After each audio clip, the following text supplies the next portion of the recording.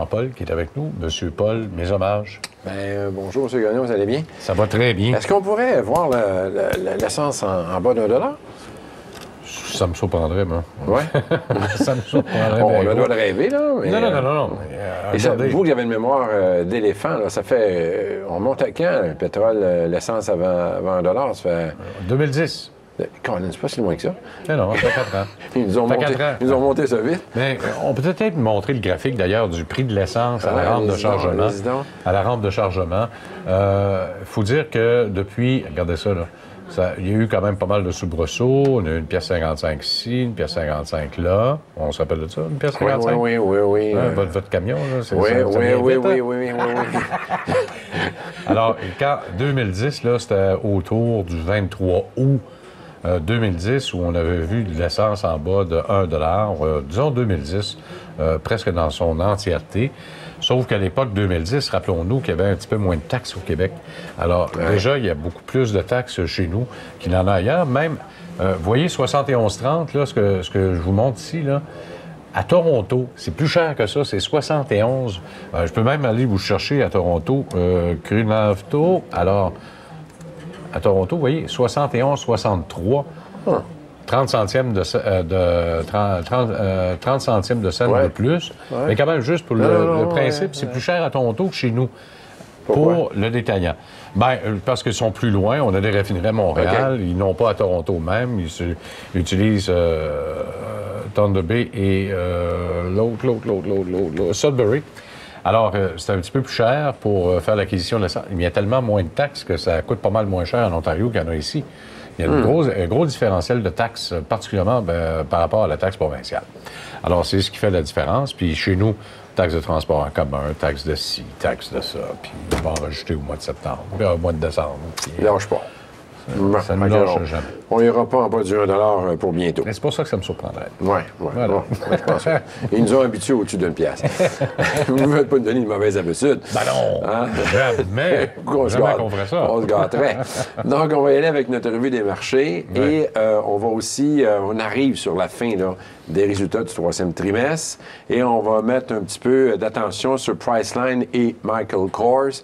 Et Michael Kors, on va même l'analyser au niveau... Oui, effectivement, on va en reparler tantôt. Retenez ce nom. Oui. Nous, on devient short là-dessus. Là. On va montrer ça tantôt et pourquoi c'est le cas. Alors, commençons par, évidemment, nos données économiques de la semaine dernière. Une semaine assez intéressante. Ça, c'est un petit résumé qu'on a ici. On va aller voir une par une. Mais on avait des gros indicateurs, là, dont, évidemment, l'emploi là, sur la fin de la semaine qui était très attendu. Commençons par l'ISM. Et vous me corrigez, M. Gagnon. 59, c'est bon. C'est bon. Excellent. Merveilleux. Ça fait un bout de temps, là, que... C'est bon. On va brasser le monde chez nous. Va être là. Donc, 59, puis une belle nouvelle, hein? Oui. L'ISM, c'est important. Et écoutez, 59, attendez, je pense qu'on a le graphique sur la page d'après. Oui. J'étais pour dire, on commence à être dans les hauts depuis un bon moment. Écoutez, moi, je vois jusqu'en 2011 ici, là. 2011, on était aux environs de 52. 2012, on a dippé, comme ils disent en anglais, là, en bas du 50. En tout cas, on flirtait avec la ligne du 50, là. Puis là, écoutez, on est à des sommets encore là, sûrement pas historiques, là, mais en tout cas, de l'ère moderne, ça fait un bout de temps qu'on n'est pas allé à ces niveaux-là. Et on sait que c'est un indice qui est extrêmement suivi. Et on va voir d'ailleurs que la semaine passée, on a eu une semaine haussière. Il y a eu des records de battus encore une fois. Donc, c'est sûr que c'est pas étranger, ça, au fait que les nouvelles économiques sont bonnes. Voici d'ailleurs... intra-séance, là, dans la journée où l'indice a sorti. C'est un indice qui sort à 10 heures, ça. Donc, les marchés sont ouverts. Chose surprenante, à la sortie de l'indice, pour une raison qui est assez difficilement explicable, on va vous dire honnêtement, il y a eu une baisse assez drastique. Là. On est sur le SPY. Hein? Le SPY, c'est l'ETF du S&P 500. Donc, le mouvement qu'on voit ici, c'est le même mouvement dans le S&P. Et regardez, on a eu un beau double creux. Hein? Ça, c'est génial pour les day traders. Là, quand on a fait le double creux ici, là, regardez, c'est reparti à la hausse. Et on est allé comme ça jusque dans les 200 points pour revenir. Hein? C'était quand même assez yo-yo, génial pour le day trade. Là. Ça a été assez en dents de scie, là, cette journée-là. Puis pourtant, l'information était bonne en tant que telle. Oui, effectivement. Sauf qu'il y avait une petite donnée dans l'ISM qui n'a pas plu. C'est l'indice des prix payés. Alors là, on se rapproche du 50. On est à 53,5 et c'est une méchante baisse à laquelle on a assisté. Ça veut dire qu'il n'y a pas d'inflation dans le pipeline. Alors, quand vous n'avez pas d'inflation, vous vous souvenez ce que je vous ai dit? C'est vrai, c'est vrai. Tout est... Passé de 58 à 53. Et ça a été comme surprenant. Mais c'est les dépenses de construction de l'industrie qui a fait mal aussi à 10 heures, là, ce matin-là, alors qu'on a assisté à une baisse, alors qu'on s'attendait à une hausse. Ah. Alors ça dit qu'en même temps, même si le monde est optimiste, ils ne dépensent pas. Eux non plus. Beaucoup de données économiques qui, des fois, s'entrechoquent. Ouais. Et bon, ben là, voilà l'explication, parce que j'étais vraiment curieux de savoir comment ça fait que ça avait cette réaction-là. Faut croire, par contre, qu'à un moment donné, quand on a atteint le creux ici, on a fait le double creux, le marché a dû mettre tout ça dans la balance et dire, bon, regarde, on prend l'indice qui est le plus intéressant pour nous aujourd'hui. Ouais, et voilà. C'est l'ISM, donc on achète et ça monte. Demande de chômage, belle nouvelle là aussi, 278, donc en baisse par rapport à l'estimé. Regardez, ce graphique-là, écoutez, ça peut-tu tomber en bas de zéro, ça? Non. Ils vont faire un reverse split éventuellement. On va se retrouver trop bas avec ça. Donc, ça n'arrête pas de baisser. Alors, c'est le graphique qu'on veut voir, là. Hein. Ça, c'est pas le portefeuille notre portefeuille qu'on voudrait qu'il y ait ce genre d'allure-là. Mais pour les demandes de chômage, c'est le graphique qu'on va. Ça va très bien. Écoutez, ça n'arrête pas de descendre. Pas grand-chose à dire là-dessus. Même que des fois, tu te demandes si c'est pas un petit peu surréaliste, puis s'il n'y a pas un bon matin, une espèce de nouvelle qui vont nous sortir, là, qui fait 2 ans qu'ils se trompent dans leurs calculs, puis qui vont nous remonter ça à mi-chemin. Mais bon, en tout cas, cassons pas le party. Alors, voici la nouvelle. Ça fait un bout de temps qu'on n'a pas vu des réactions pre-market. Là, on a eu toute une. Je rappelle aux gens là, que la partie bleue ici, là, c'est avant 9h30. Donc, ça, c'est avec la plateforme de Disnat, Accès Direct, qu'on peut obtenir cette information-là. Donc, il y a, contrairement à ce que les gens pense, puis on le voit ici, là, il y a des transactions qui se font avant. Regardez, ça, c'est 4 heures du matin, là, 5 heures du matin. Ça traîne, là, hein? Puis pas mal de volume, là. Si vous regardez ça ici, là, pour du pre-market, c'est du gros volume. Et regardez quand la nouvelle a sorti de demande de chômage, 8h30 pile. Regardez ça, là. Là, on a vraiment, regardez, les volumes sont petits en bas parce qu'on est pre-market, mais c'est quand même du volume, ça. Puis on a monté, là, écoutez, on a monté jusqu'au plus haut de la journée en pre-market. On a aussi baissé, hein? Puis finalement, regardez, 9h30, c'est ici, là. Là, on est parti pour vrai. On a eu une baisse et on s'est replacé. Et on est remonté, là, pratiquement toute la journée. Donc, c'était une nouvelle qui a été bien appréciée. Et création d'emplois, parce qu'évidemment, c'est la grosse semaine la semaine passée. Ça, par contre, c'est un petit peu moins c'était moins winner un peu, dans le sens que l'ADP, qui démontre encore une fois le nombre d'emplois créés au cours du dernier mois dans le secteur privé, était meilleur que prévu. Meilleur que prévu. 230 000, alors que quand on regarde dans le payroll complètement, là, c'est 209 000. Alors, il y avait comme une divergence entre les deux.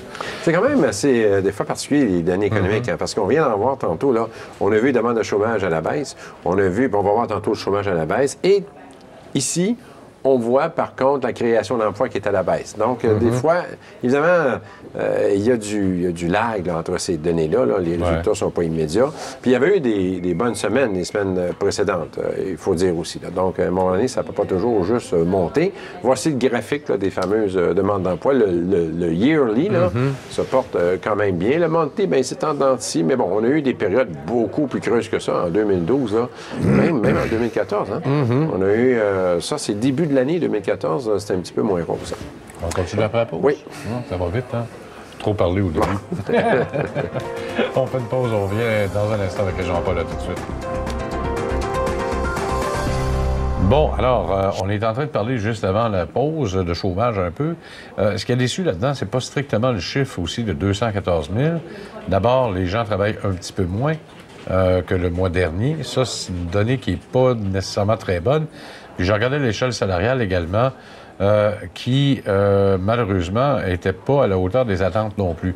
Alors, si les gens n'augmentent pas les salaires, malgré qu'il commence à y en avoir de la pression, semble-t-il, et bien là, ce qu'on craint, c'est des ventes au détail. Puis ça, on saura ça un petit peu plus tard cette semaine. Oui, ça s'en vient, ça. Oui, effectivement. Ouais. Et il y avait le chômage aussi la semaine passée, hein, évidemment, le chômage qui est très suivi aussi. Puis là, écoutez, ça aussi, c'est assez incroyable. On baisse encore, là. Oui, plus bas niveau depuis 6 ans et demi. Donc, quand même. C'est tout. Regardez, on va mettre un graphique, là. Même, je recule Ça pas nous jusque-là. rapporte avant la récession. Je recule même pas jusque-là, moi. Moi, je jouais en 2009, moi. Ouais. En 2009, on était à 10 Oui, effectivement. Et là, on est rendu à 5,8. Puis, regardez, c'est toute une descente. Ça aussi, c'est assez incroyable. Ça nous ramène au mois de septembre 2008, 5,8. Plus bas, c'est 2007, où on était autour de 4,5. 2007? Oui. Imaginez que là, on est rendu à 5,8. C'est assez incroyable, là, à ce niveau-là. En tout cas, chapeau. Puis bon, on voit que dernièrement, Obama n'a pas l'air d'avoir trop le crédit de tout ça. Ben non, il aurait dû avoir ce genre de statistiques-là lundi passé, pas mardi. Oui, effectivement. Un petit peu trop tard. C'est les républicains qui ont fait exprès, ils ont retenu la statistique. Ouais. Alors, situation de l'emploi, pre-market, ça a eu momentanément un effet négatif. Encore là, il y a bien d'autres nouvelles, des fois, qui se produisent avant l'ouverture des marchés, là, mais la donnée en tant que telle, qui était bonne, a quand même fait qu'il y a eu une baisse en pré-marché. Mais on a encore là un beau double cru, regardez ça ici. Puis là, on est remonté jusqu'en mi-journée, redescendre à nouveau pour refinir à la hausse. Donc, encore là, malgré tout, une journée là, où on était dans le positif par rapport à la fermeture de la veille. Donc, on a eu un score assez à l'avantage des Verts, 3 pour 1. Et ça a donné la semaine qu'on a là avec un nouveau sommet, un nouveau record qu'on a encore battu ce matin. Nouveau 15 record. 590, on monte plus haut ce matin? Mais il me semble, en tout cas, écoutez, je regarde ça tantôt, là, ça va l'air remonter assez on a atteint 17 618. Voilà, nouveau record, là, ici, hein, en ondes. Là. Alors, et on s'aperçoit qu'on a eu une semaine, ça c'est vendredi, là, une semaine, ça a démarré un petit peu difficile, mais à partir du milieu de la semaine, ça a monté. Puis sur vendredi, c'était flat, mais regardez, le matin, on reprend à nouveau. Oui. Alors, les données économiques de la semaine à venir, important. Il y a plus de données que ça, là. Mais les grosses données, il n'y a pas tant d'actions que ça pour la semaine à venir. Demande de chômage, vente au détail. Ça va être suivi. Théoriquement, selon les analystes, on avait un meilleur résultat que le dernier résultat. On se le souhaite. Voyons voir s'ils vont rencontrer ça. Puis, le sentiment des consommateurs, qui serait aussi, lui aussi, théoriquement, plus élevé que le dernier résultat. Voyons voir encore une fois si ça va arriver. Notre saison des divulgations qui se poursuit et qui s'achève, en fait, on est à peu près sur la dernière semaine. Juste rappeler aux gens, des fois les gens disent comment ça marche, cette affaire-là. C'est la part des entreprises, 80 sont sur les calendriers réguliers. Et on vient de finir un trimestre au 30 septembre. Et par la loi, ils ont 45 jours. Normalement, là, dans une comptabilité de tous les jours de monsieur, madame, tout le monde, c'est 90 jours, mais les compagnies listées, c'est 45 jours. Donc, pour ceux qui avaient un 30 septembre, là, on est sur la limite là, cette semaine et la semaine prochaine. On en suivait quelques-unes, mais on va s'attarder sur Priceline et Michael Kors, dont vous parliez tantôt. Là. Ouais. Alors, il y avait 5 candidats qu'on suivait. 4 ont eu des mouvements de plus de 3 sur l'annonce des résultats. On va les voir ensemble. C'était pas mal des bonnes surprises. 4 sur 5, il y en a un qui a déçu au niveau évidemment, des résultats. Là. Les graphiques, c'est d'autres choses, on va voir ça tantôt. Là.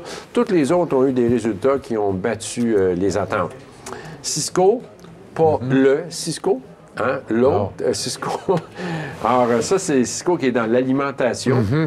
L'autre qui est dans les switches puis dans les réseaux, lui, il est dans l'alimentation. Alors, Cisco, bon résultat, une scène de mieux que ce qui était attendu pour les estimer.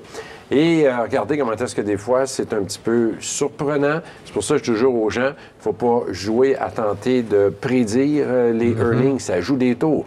Tu te dis, bon, mais demain matin, moi, je suis sûr qu'on a des bons earnings, puis il y en a eu des bons, fait qu'on achète. Regardez, un gap à la baisse. Il n'y a pas eu un gros gap, mais c'est après que ça s'est détérioré. Là. Ça a baissé drastiquement dans la journée, qui a donné une baisse de près de 3,37. Puis, depuis le temps, je ne l'ai pas vu aujourd'hui, là, mais la semaine passée, il ne s'est pas vraiment replacé là, de cette baisse-là. Donc, il est à 38 actuellement. 38,46. Ah bon, écoutez, il est revenu à son niveau de la veille de Sterling. Effectivement, fermé son gap. Et, je vois que vous avez bien appris là, vos leçons sur les... Je vous suis. Et on voit qu'en hebdomadaire, c'est un titre qui avait quand même une certaine tendance haussière là, depuis quelques mois. Et là, ça l'a un petit peu ralenti, mais là, vous le dites, là, actuellement, on est revenu. Bien, c'est sûr que les marchés sont en hausse. Donc, on est revenu quasiment au niveau du gap, la veille du gap. Priceline, Priceline qui a battu les résultats. On attendait 21,11. Écoutez, 22,16. C'est quand même assez battu, merci, ça, là. Et Priceline, moi, chaque fois que je le regarde, je me dis, ça, c'est Captain Kirk. Hein? Vous savez ça?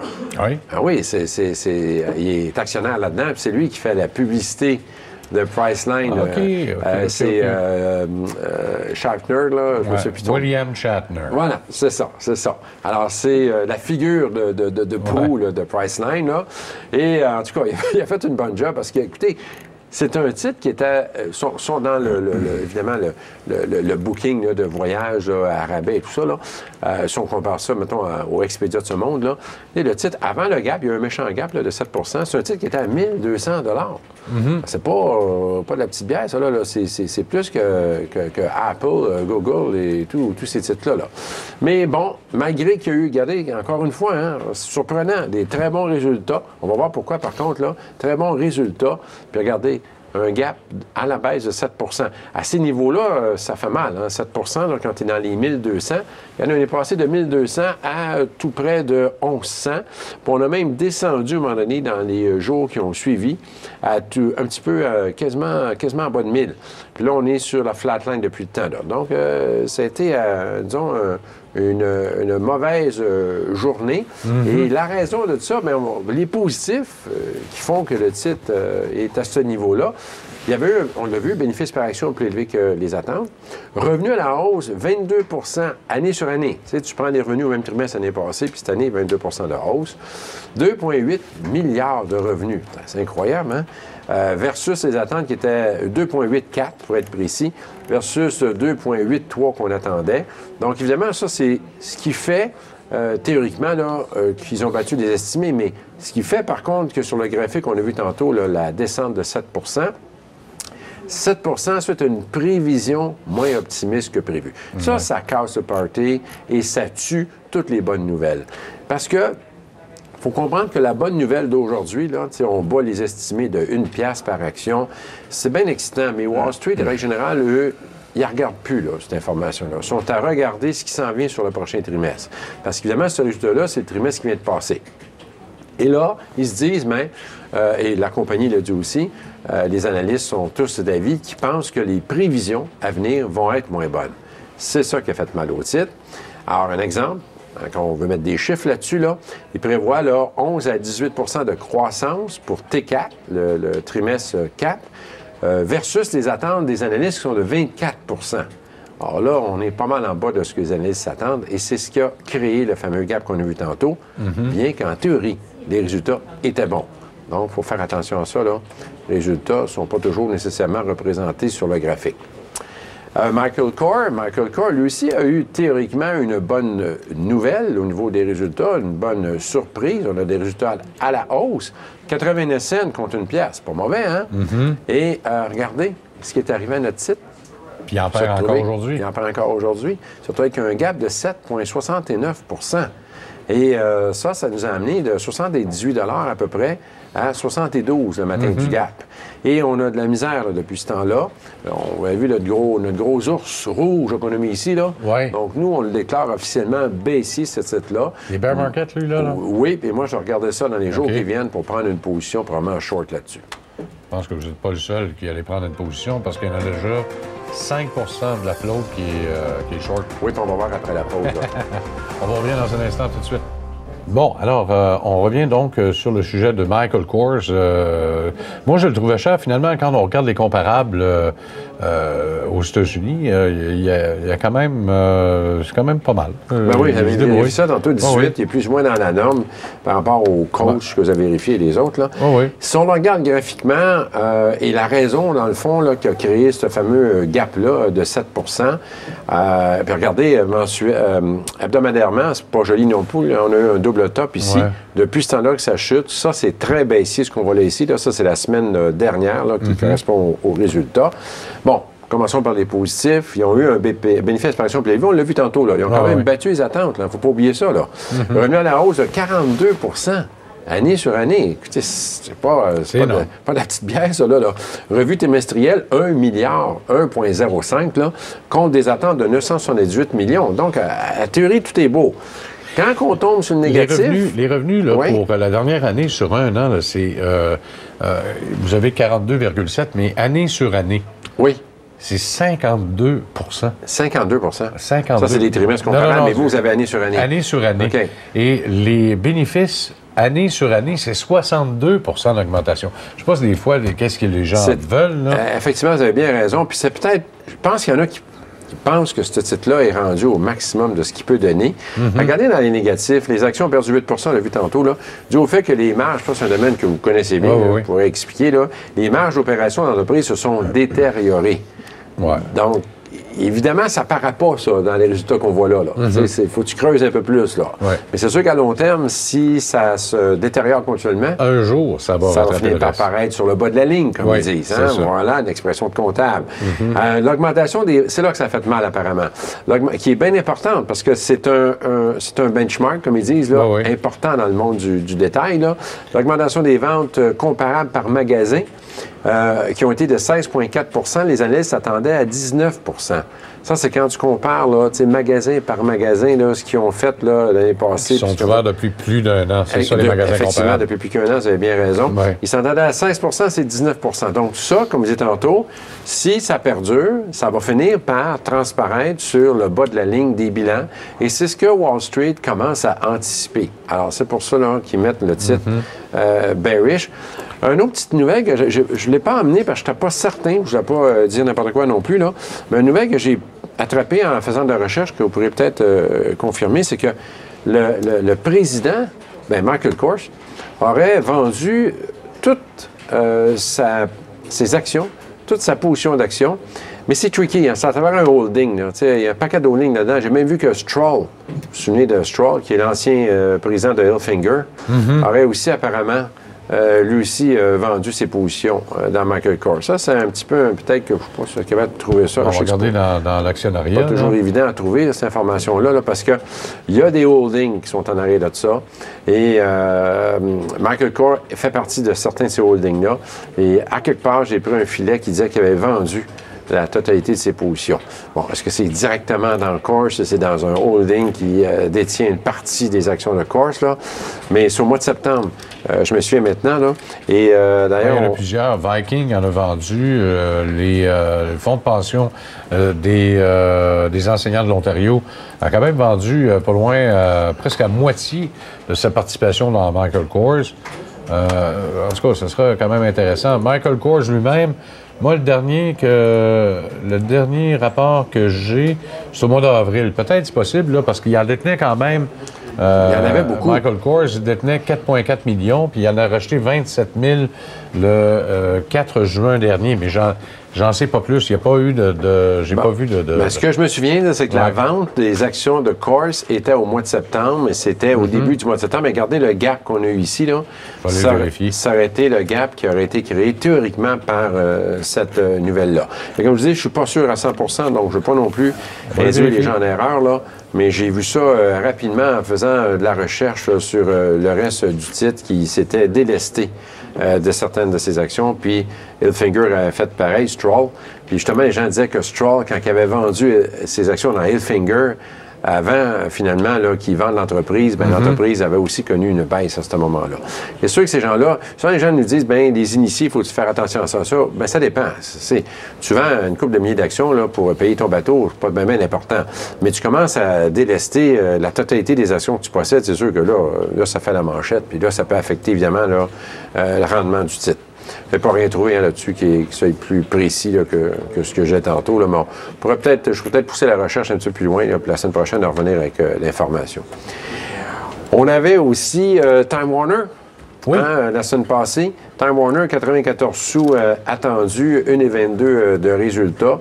Donc, surprise là, de plus 29 Regardez encore une fois, on s'est retrouvé avec on avait un gap à la baisse quelques jours avant les earnings. On dirait qu'ils se préparaient, là.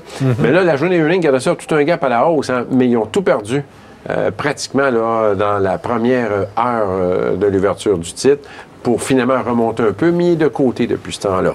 Donc, ça n'a pas été dans le sens là, du résultat qui était très positif. Puis on le regarde en hebdomadaire, on a atteint un sommet et depuis ce temps-là, on arrache un petit peu là, avec Time Warner. Les revenus baissent par rapport aux autres années aussi. On est rendu on est rendu au même niveau que 2010.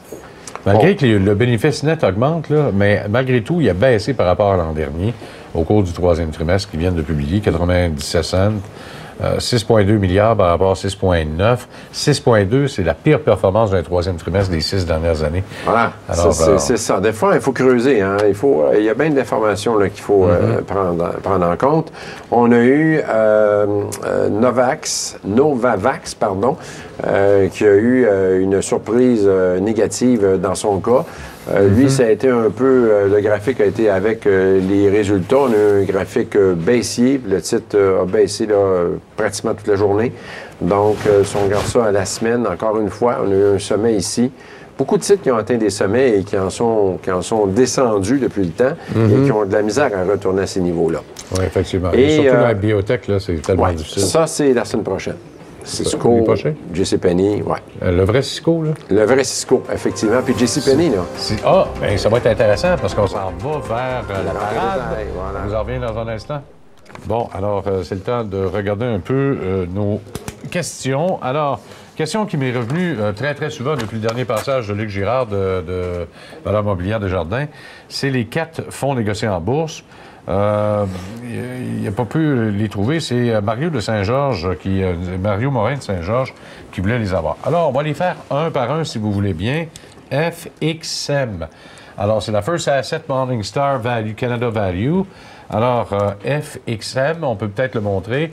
Il n'y a pas beaucoup de volume sur celui-là. Je l'avais dit à Luc, d'ailleurs, c'est pas un titre à fort volume. Donc, mais quand même, lui, il croit, lors de son dernier passage, il croit quand même à la bonne remontée du titre. Et effectivement, ce fonds-là de Morningstar s'est mis à remonter. L'autre, on le voit là, on va aller chercher CUD. CUD, c'est un iShare sur les dividendes américains qui sont en croissance. CUD, donc iShare américain. Alors, lui, le 15 octobre, était positif. Je pense qu'il avait raison de l'être. Si on regarde sur la dernière année, très, très positif. Sur les 5 dernières années, encore plus. Alors, lui, il y a eu quand même une croissance des dividendes de façon générale, encore une fois, au cours de ce dernier trimestre-là. Et c'est ce qui a poussé le titre à la hausse. Le prochain, c'est XEH. XEH, c'est le MSCI Europe. Donc, si vous voulez investir en Europe, c'est de ce côté-là aussi que ça peut se passer. Alors, c'est sûr et certain que l'Europe a un petit peu de difficulté, malgré la remontée depuis le 15 octobre dernier. Et finalement, il faut aller dans les marchés émergents. XMM, je pense que lui, il est protégé contre la devise. Il est quand même un bon sommet, là, malgré tout, des 5 dernières années. Même si ça existe depuis 2012. Là, je dis les 5 dernières, parce que je l'ai fait au maximum. Là. Ça existe depuis 2012, XMM. Donc, je répète encore une fois, FXM, CUD, XEH et XMM, jusqu'aux prochaines suggestions de notre ami Luc Girard. Comme on disait dans le métier, c'est des bons calls. Ben oui, jusqu'à-là, ils ont tous fonctionné. Oui, il y a seulement que les marchés émergents qui ont baissé un petit peu, là, mais malgré tout. Oui, mais si c'est du 15 octobre, ils sont quand même plus hauts que le 15 octobre. Oui, effectivement. Effectivement. C'est bon, c'est bon. On va y aller avec la prochaine question pour ce qui est de RBI, RB Énergie. Philippe, je sais que vous aviez... je ne crois pas que vous avez traité mes questions. On en a parlé souvent d'RBI, pourtant. J'apprécierais comprendre ce qui arrive à RBI. Dois-je vendre ou garder dans l'espoir que l'inscription reviendra au TSX? Je ne suis pas un expert dans ces choses. Je me fie à votre émission pour me guider, du moins, pour comprendre ce que cela veut dire délisté. Alors, effectivement, le titre n'est plus en bourse. Il n'est pas délisté, il est suspendu. Pas pareil. Suspendu depuis déjà le 10 octobre dernier, au moment où il se retrouvait à peu près 500. On le voit ici, là. Ouais. Voyez-vous tous les petits traits qu'on voit, là, c'est parce qu'il a arrêté de transiger. Alors, il est suspendu, donc le titre existe encore. C'est bien important de le comprendre. Vous ne pourrez pas le vendre parce qu'il est suspendu, il est défendu de transaction, mais il n'est pas délisté. Alors, s'il n'est pas délisté, tant qu'il ne le sera pas, pourrez pas ramasser votre perte. Mais la journée où ça va être transigé, moi, je pense que... Oui, bien, je pense que oui, s'il reste quelque chose. Puis vous avez raison, on disait, juste pour appuyer ce que vous dites tantôt, on l'a analysé à plusieurs reprises ensemble parce que, bon, moi, je laisse toujours mes traces sur le graphique des analyses qu'on fait ensemble. En 2009, 2010, 2011, on l'avait donné aussi en 2011, il avait connu toute une montée, hein, de 1,50 à 6,50. Mais en 2011, 31 janvier, là, on l'avait donné baissier. Et depuis ce temps-là, malheureusement, que le titre baisse. Encore, on l'avait analysé il y a quelques mois, puis on le donnait encore là, neutre à baissier, puis ça n'arrête pas. Bon, comme vous avez précisé, c'est important. Bon, vous venez de le confirmer parce que par rapport à la question de l'auditeur, je pensais que ça délisté. Non, mais il est suspendu. C'est correct. 24 novembre, il sera officiellement enlevé de la cote. OK, bon, vous avez trouvé une information. Oui, le 24 novembre prochain, parce qu'ils sont incapables de satisfaire les exigences du TSX. Ben, c'est ça. Il faut comprendre qu'il y a une différence entre suspendu et délisté. Ça arrive des fois en même temps, ça arrive des fois un après l'autre. Quand il est délisté, en tout cas du côté américain, canadien, c'est sûrement pareil, c'est qu'ils vont le sortir d'une bourse réglementée comme New York puis le Nasdaq pour le mettre sur un OTCBB qu'on appelle des over-the-counter. Tu peux quand même transiger à ce moment-là. Suspendu, ou ce qu'on appelle dans le jargon du milieu un halt de transaction, c'est ça qu'on a vécu ici, ça c'est plus problématique. Parce que là, tu peux pas rien faire. Ton titre ne peut pas rien faire. Donc, il faut suivre ça. Là, vous venez de dire qu'ils vont, au mois de novembre, ils vont le sortir. Là, c'est là qu'ils vont le délister. C'est ça qu'ils disent. Non, c'est clair. Alors, c'est de valeur, parce que c'est ça, c'est dans RB Énergie, le RBI, c'est l'ancien Canada Lithium. Oh. Oui, bien, c'est ça. Et qu'on a transformé en RB Énergie, mais là, ils ont tellement de difficultés, ils sont protégés contre les créanciers. Disons que ça va pas très bien. Ça regarde pas bien. Non, effectivement. Quand c'est suspendu, là, c'est ça. Ouais, c'est vraiment... C'est bien plate, là. La probabilité que ça revienne, elle est très mince. Un miracle est toujours possible, là, mais c'est plutôt... Alors, 24 novembre, de toute façon, si se négocie over the counter, donc OTC, vous pourrez... Appelez votre courtier. Hey, à 7 cents, là. C'est garde. Ouais. Prenez votre perte. Christian, bonjour. Je pense, il veut qu'on parle de AmTrust Financial. Est-ce un achat avec la baisse soudaine du titre de près de 9 récemment? AmTrust, ça c'est bien AFSI. C'est la fameuse chandelle qui nous a fait ici. Oui, effectivement. Alors, on l'avait analysé aussi à un moment donné. Écoutez, c'est un titre qui, si on le regarde en mois, là, j'étais en mois, là, il va très bien, là. Si on veut parler de long terme, là, on peut parler de long terme, là, dans mon cas, c'est un titre qui va très bien. Regardez, il est en ascension constante. C'est sûr que si on commence à avoir une vue un peu plus microscopique, il y a peut-être eu des petites jambettes dernièrement, là. On est en semaine, là. Bon, évidemment, il y a 2 semaines, les marchés ont planté. Donc, c'est sûr que ça, c'est à peu près tout le monde. Et là, si on le regarde ici maintenant en jour, on le voit, là, ça a été un petit peu rock'n'roll dans les dernières semaines. Mais sur le fond, en tout cas du point de vue technique, là, graphique, là, le titre est toujours haussier. C'est peut-être pas le meilleur moment pour prendre une position, mais c'est pas un titre que je vendrais à découvert. C'est un titre qui est à la hausse définitivement. Je ne sais pas de votre côté ce que c'est suivi, là, puisque... Oh, oui, absolument. Son problème, qui n'en est pas un, c'est un problème de croissance et de retour sur l'investissement. Quand on regarde son ROE, pourtant, il est à 23,5 son retour sur le capital de 15,5 alors il réussit. Puis, en plus, il réussit à générer des flux de trésorerie de 11,81 sur un bénéfice de 5,5. Ça veut dire que c'est bien administré en bébites, ça, là. Si t'es capable de générer des flux de trésorerie de 2 fois ton bénéfice net, ça veut dire qu'on réussit quand même à bien gérer son capital. C'est peut-être la croissance à venir, l'avertissement, je pense qu'il y avait eu à l'époque qui avait fait peut-être un peu mal. Je vais aller voir les analystes, qu'est-ce qu'ils nous disent là-dedans. Il y en a un qui a décidé d'abaisser sa recommandation, mais ça date de tellement longtemps, ça date des temps jadis. Pourtant, les autres ont haussé leur recommandation, prix cible moyen maintenant de 58, mais quand on a haussé les recommandations, pas plus tard que la semaine dernière, on était autour de 60-62.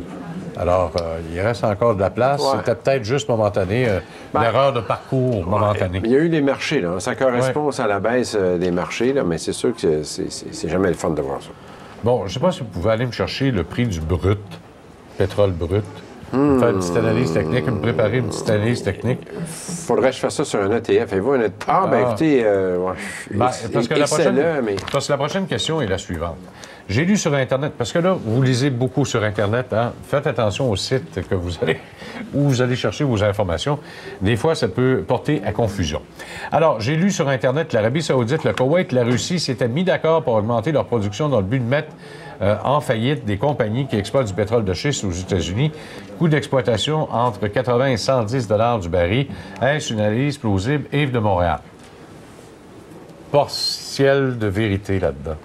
Alors, l'Arabie saoudite, ce qu'elle a fait la semaine dernière, et c'est ça qui a fait planter le pétrole au cours...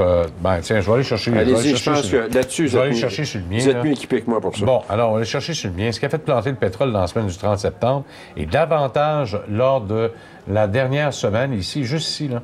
Alors, vous voyez, on est passé de près de 82 à un espace de 2 jours seulement à 77 $. Ça, c'est le cru, 77,19 $.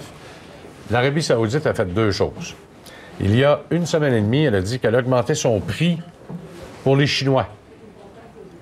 Pas plus tard que dimanche dernier, elle a dit « J'abaisse mes prix en bas du coût de production du pétrole de schiste aux États-Unis. » Parce qu'il y a deux histoires qui se confrontent, là. Les Américains, d'ici 2020, vont devenir autosuffisants en termes de pétrole brut grâce à la fracturation du schiste aux États-Unis pour avoir du pétrole, mais également du gaz naturel. Alors, déjà, ils sont autosuffisants en gaz naturel. Ils vont le devenir en termes de pétrole. Et ça, les Américains oublient souvent que c'est la politique d'Obama, ça. Obama a dit, nous ne serons plus dépendants d'autres pays pour l'énergie. Alors, il a poussé le bouchon jusqu'au bout. Mais là, les Arabes, ils n'aiment pas ça, là. D'autant plus qu'aujourd'hui, même si... je vais vous montrer là, encore une fois le graphique de la journée. Au cours de la nuit dernière, vers 6 heures ce matin, on a atteint, non pas un sommet, mais on était quand même presque 2,20 $ supérieur au prix à laquelle on se retrouve maintenant, en baisse de 1,3 %. Pourquoi? Parce que là, on se disait, il y a eu des bons emplois, les Chinois, ça ressemble vouloir reprendre, il va y avoir une demande supplémentaire, même si le prix est en hausse, qu'on veut vendre, on veut prendre les parts de marché. Et là, ça s'est mis à baisser à 10 heures ce matin, alors que l'émir du Koweït a dit, bien là, je pense pas qu'on va fermer les ventes le 27. On s'entend pas nécessairement sur une baisse de production qui aurait fort probablement stabilisé les prix. Mais ça, il va falloir attendre dans 2 semaines, effectivement, pour savoir qu'est-ce qui va se passer avec les pays membres de l'OPEP. Puis votre graphique, là, écoutez, ça, c'est 6 heures le matin, là, oui. Qu'on était tout près de 80. Oui. Et on a atteint un creux de 77. C'est toute une baisse, ça. Et là, vous avez l'effet de devise aussi là-dedans en même temps. La devise américaine qui a toujours le haut du pavé par rapport au yen japonais et particulièrement en Europe où ça va plus ou moins bien. Alors, vous avez une économie chancelante en Europe et vous avez les Japonais qui injectent massivement de l'argent dans le marché. Alors, donc, ça fait que le dollar américain se retrouve à la hausse. Il y a de la pression à la hausse pour la devise américaine. Ça fait baisser les matières premières. Alors, vous avez tout ça. L'Arabie saoudite, je pense pas qu'ils vont réussir ou qu'ils veulent nécessairement mettre les entreprises qui exploitent le pétrole de schiste aux États-Unis en faillite. C'est plutôt le contraire, là. Le problème qu'ils ont, c'est qu'ils réagissent, là. Pour la première fois, ils ont véritablement une forme de compétition. Bien voilà. Alors, c'est bien plus ça qui fait qu'ils baissent le prix, là. Ils baissent le prix de livraison pour le mois de décembre. Est-ce que ça va durer? On sait que les pays membres de l'OPEP ne s'entendent pas souvent ensemble, là. Ils disent un vœu pieux, on va abaisser la production de tant de millions de barils par jour afin parce que la demande n'est pas au rendez-vous de l'offre. Et c'est ça qui avait fait, d'ailleurs, baisser beaucoup le pétrole parce qu'il y a eu quand même pas mal de brut mis dans le marché. Alors, j'espère que ça répond à votre... production de pétrole de schiste aux États-Unis, si je me rappelle, c'est autour de 60-70. En tout cas, ils font encore de l'argent avec. Oui. Puis d'après moi, ils vont sûrement améliorer leur technique et probablement qu'ils vont abaisser les coûts. Puis... Donc, ça risque d'être intéressant pour nous, le consommateur. Yvan Chaput va avoir notre avis sur l'achat de Conisant Technology Solutions, CTSH. Qu'est-ce que vous pensez du titre au niveau technique?